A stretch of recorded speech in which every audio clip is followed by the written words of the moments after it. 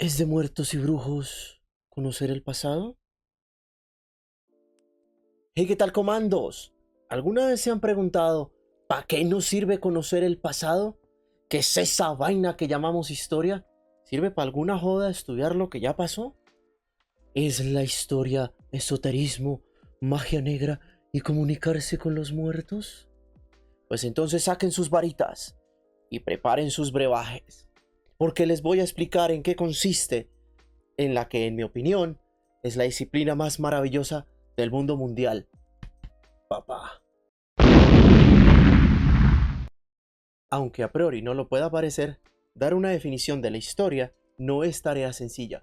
¡Breve! ¡Chimbita! Una de las más atractivas es la dada por Edward Howard Carr, quien comienza a delimitar a la historia como un reflejo de nuestra posición ontológica en el tiempo, lo cual conlleva ideas profundas, amplias y distintas sobre la realidad social que vivimos. Mejor dicho, y antes de que se duerman, en palabras más sencillas, significa que la historia es como un espejo que nos muestra quiénes somos a través de lo que vivimos en el pasado. Pero no crean que todo lo que pasó en el pasado es un hecho histórico.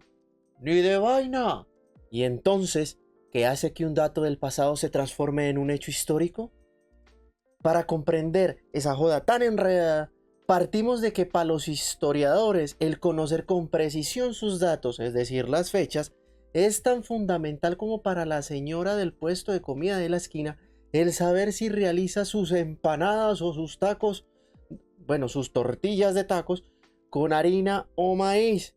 Pero no por eso le vamos a componer a ninguno de los dos un vallenato, un corrido, una cantata.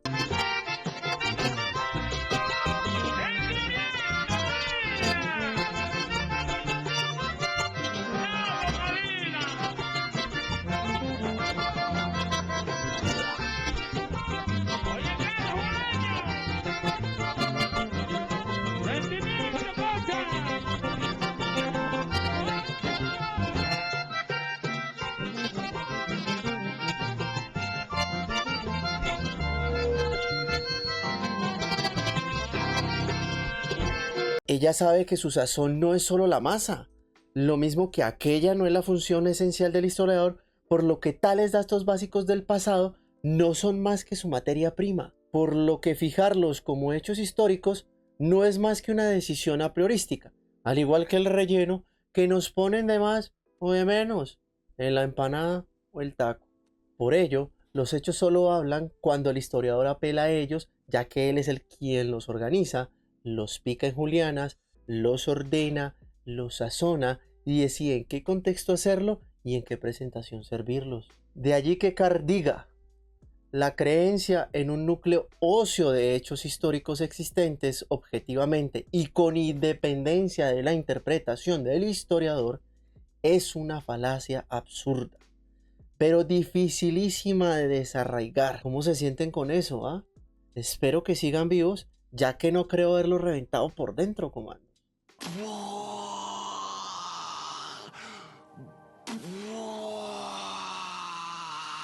Ello solo refiere a que la condición para que cualquier suceso de pasado se convierta en hecho histórico relevante es cuestión de interpretación, elemento que interviene en todos los hechos históricos per se, sobreviviendo solo una reducida selección de datos de entre toda la realidad del pasado, la cual radica en lagunas comprensivas por falta de numerosos trozos respecto de los individuos que nos precedieron y sus sociedades. Nuestra imagen ha sufrido una selección y una determinación previas antes de llegar a nosotros, no tanto por accidente como por personas conscientes o inconscientemente imbuidas de una óptica suya peculiar, y que pensaron que los datos que apoyaban tal punto de vista merecían ser conservados. Por eso es tan difícil creer en los rumores que nos llegan por WhatsApp o en las charlas de pasillo, ya que ello es como cuando tu amigo o amiga cuenta un chisme sobre alguien y le agregan su propia sazón. Ello dificulta cualquier apelación que tengamos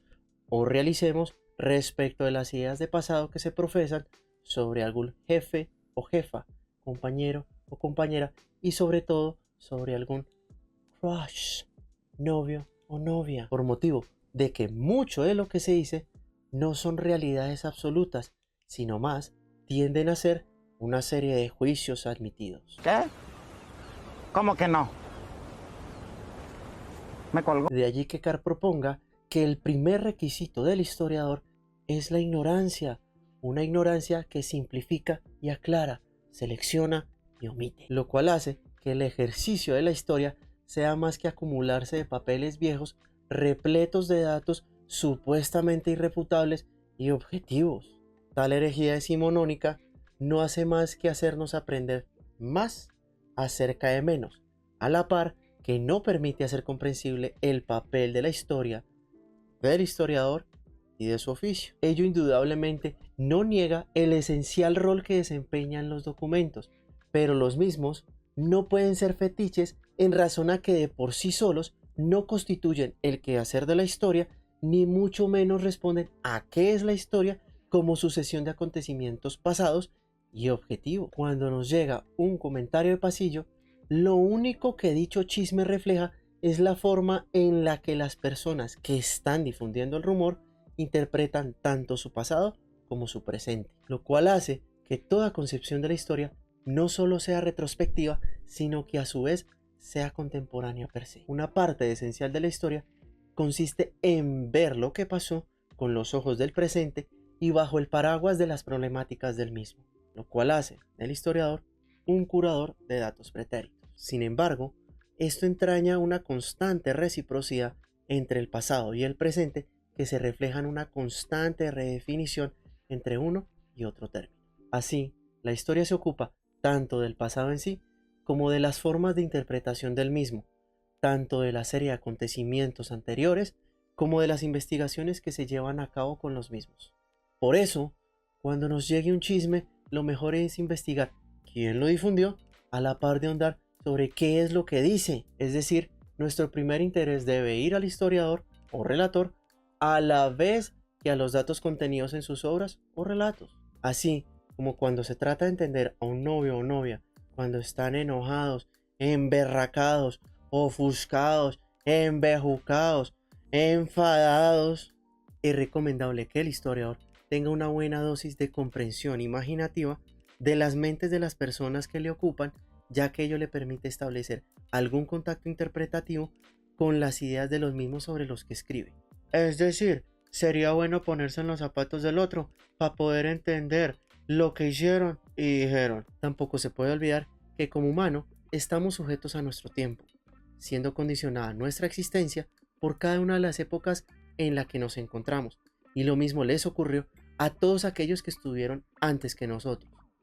Nuestros abuelos, abuelas, tíos, etc. De allí que una de las funciones del historiador es tratar de dominar y comprender el pasado como clave para la comprensión del presente, pero con el debido respeto que merecen los hechos, ya que, a pesar de las interpretaciones, el pasado sí aconteció de una manera objetiva, a pesar de lo que podamos pensar o decir del mismo.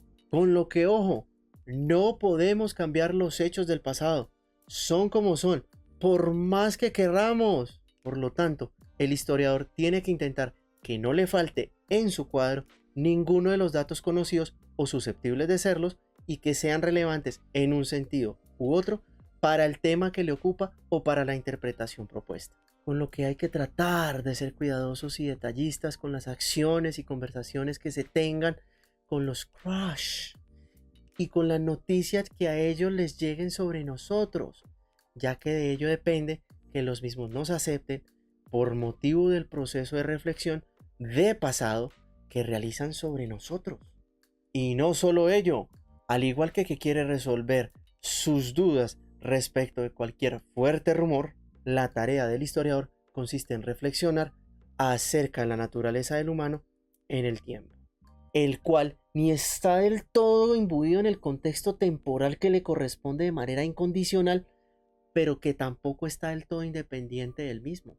Por ello, la relación del historiador con los datos del pasado es de intercambio, ya que ni éste domina aquellos ni viceversa, siendo su relación con su tema de investigación un reflejo del mundo circundante del humano per se. De allí que, al igual que la armonía que se establece entre los ingredientes de una receta y la experticia del chef que los prepara, el historiador es amoldado en su relato por los hechos, a la par que él amolda a estos últimos sin primacía de términos entre uno y otro. Es así como Carr responde lo siguiente al respecto de la duda de qué es la historia de manera magistral. Un proceso continuo de interacción entre el historiador y sus hechos, un diálogo sin fin entre el presente y el pasado. Y bueno, comandos, espero que les haya gustado este video, que hayan aprendido más sobre qué es la historia para así comprender más a sus novios y novias y saber combatir mejor cualquier chisme de pasillo. Con lo que si fue así, comandos, les pido que por favor le den me gusta, activen la campanita y compartan con sus amigos. Quedamos conmigo para un próximo video. Chao pues, comandos.